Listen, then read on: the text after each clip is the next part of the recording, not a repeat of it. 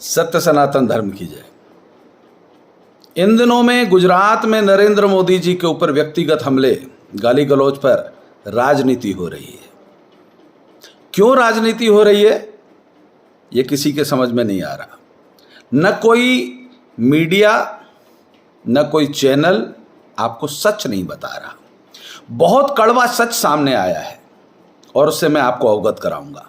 जो साथी पहली बार मेरे इस वीडियो को देख रहे हैं, मेरे YouTube चैनल से जुड़ रहे हैं, यह राष्ट्रवाद की आवाज़ है, यह देश की आवाज़ है। पहले तो चैनल को सब्सक्राइब कर लीजिएगा, वीडियो पसंद आए तो लाइक ज़रूर कीजिएगा, और अगर आप मेरे विचारों से सहमत हैं, आप में भी राष्ट्रवाद है, आप भी भारत में सनातन हिंदू धर्म के रक्षक बनना चाहते हैं, तो इस वीडियो को फॉरवर्ड जरूर कीजिएगा। नरेंद्र मोदी जी को गालियों से उद्बोधित किया जा रहा है। क्यों?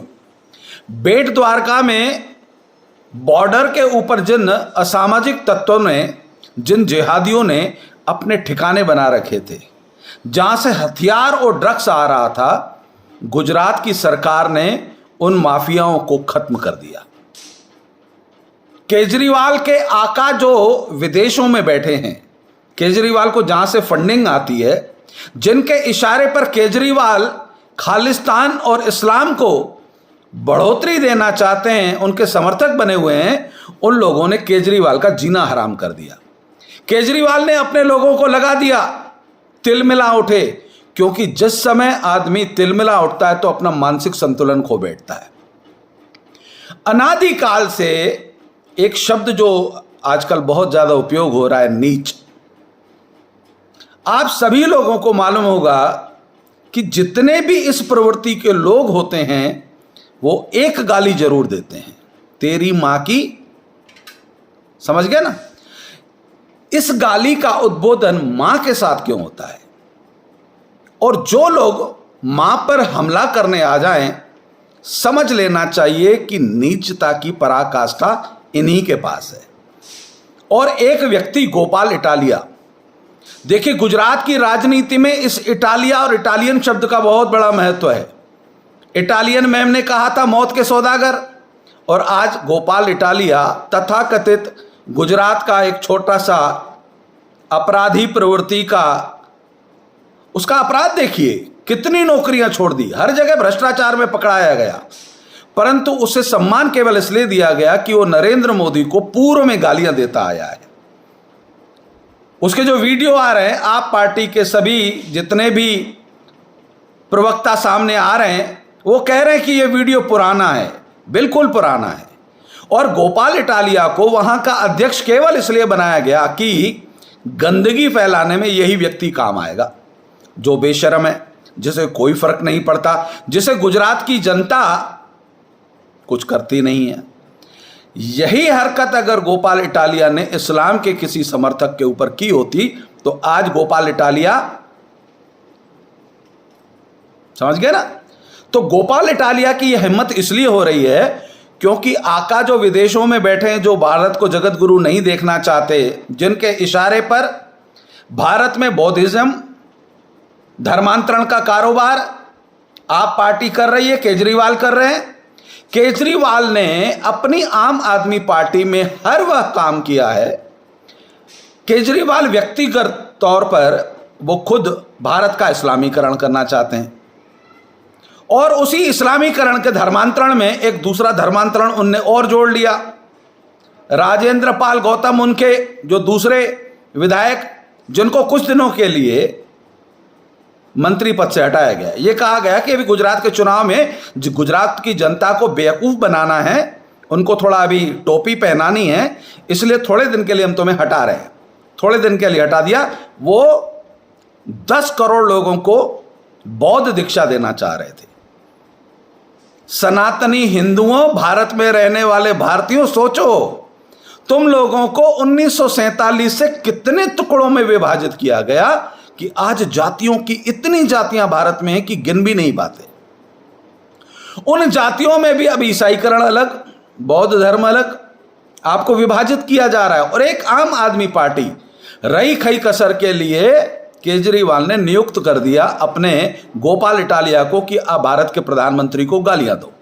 कारण केवल बेट द्वारका में भगवान कृष्ण के अस्तित्व को स्थापित करने के लिए, वहां जो उनका वर्चस्व है, उनकी नगरी में जो अपराध बढ़ रहे थे, जो ड्रग्स आ रहा था। मैंने मेरे पूर्व के कई वीडियो में कहा है कि केजरीवाल नक्सली नेता है और यह नक्सलवाद को बढ़ोतरी देने के लिए, नक्सलवाद की वृद्धि के लिए इनने हमेशा उसी राज्य को चुना जहां से आतंकवाद, जहां से ड्रग्स, जहां से अराजकता भारत में पैदा की जा सके।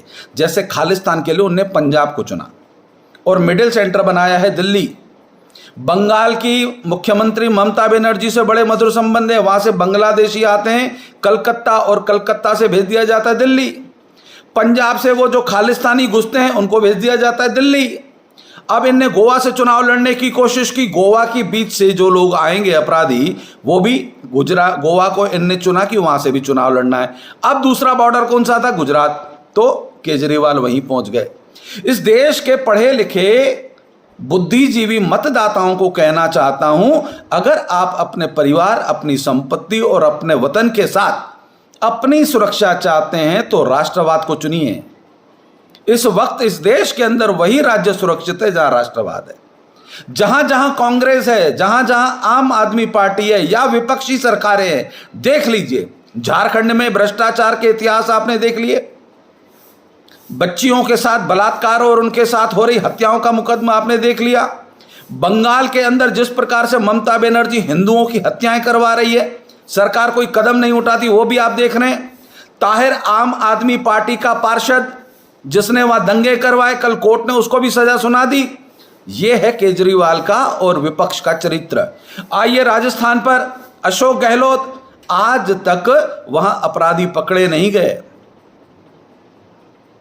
सर तन से जुदा होता रहा, परंतु राजस्थान का मुख्यमंत्री अपने स्वार्थ के लिए उसने अपनी सोनिया गांधी और राहुल गांधी की भी बेइज्जती करने में, उनके मुंह पे कालिक पोतने में कोई देर नहीं की। केवल उसे राजस्थान की कुर्सी चाहिए थे, तुष्टीकरण की राजनीति पर उसे भरोसा है। और वहां पर भी देखिए सरकार किसकी है? कांग्रेस की।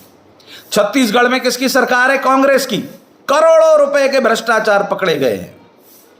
इस देश में केवल एक राजनीतिक दल नरेंद्र मोदी जी के नेतृत्व में कह रहा है सबका साथ, सबका विकास और सबका विश्वास। और अगर उस पद चिन्हों पर भारत को सुरक्षित रखना है, सनातन धर्म को, अपने देश को, अपने परिवार, अपनी प्रकृति, अपनी संपत्ति को सुरक्षित रखना है, तो राष्ट्रवाद के लिए केवल नरेंद्र मोदी जी के साथ खड़े रहिए।